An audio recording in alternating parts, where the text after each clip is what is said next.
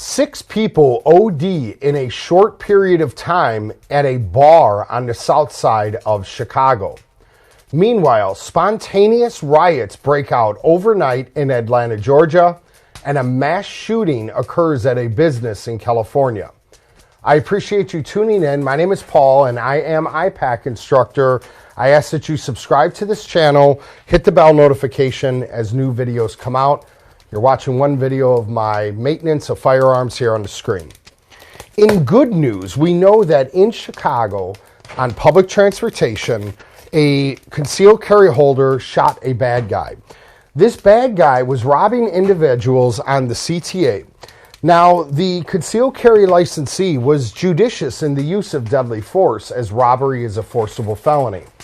My question is, will the city charge the concealed carry licensee for being in a prohibited area, as public transportation is prohibited in the state of Illinois?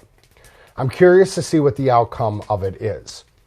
The spontaneous riot in Atlanta, Georgia, was a group of protesters who was protesting a facility that's used for training Atlanta police officers. The crowd got wild. Store windows were broken, ATMs were smashed. Ultimately, fireworks were deployed. A police squad car was firebombed and ultimately destroyed. Multiple people were arrested. My question for you is, are you prepared to bug in or bug out in an unrest situation? I do foresee them happening more frequently, and I would encourage you to always have a mind of preparedness in that type of situation.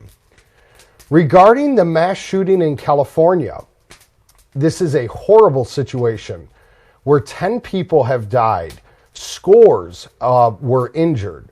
There was a manhunt for the offender, and as far as I know, when he was apprehended as of deceased. Folks, live in condition yellow. If your senses are telling you something isn't right, I would encourage you to trust your gut. I would also encourage you to incorporate stress inoculation training. We know that a lethal encounter is random and makes no sense in many cases. Incorporating stress inoculation training will certainly increase your chances of survival and keeping a level head during critical decision-making moments. Regarding the ODs in Chicago, folks, we, as you know, have an epidemic of drugs sweeping across our nation, where it affects tens of thousands of American family and lives. It's killing off Americans.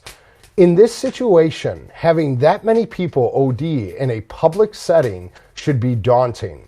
There are very serious and dangerous fentanyl and heroin drugs that are being distributed across our nation, and it's wreaking havoc.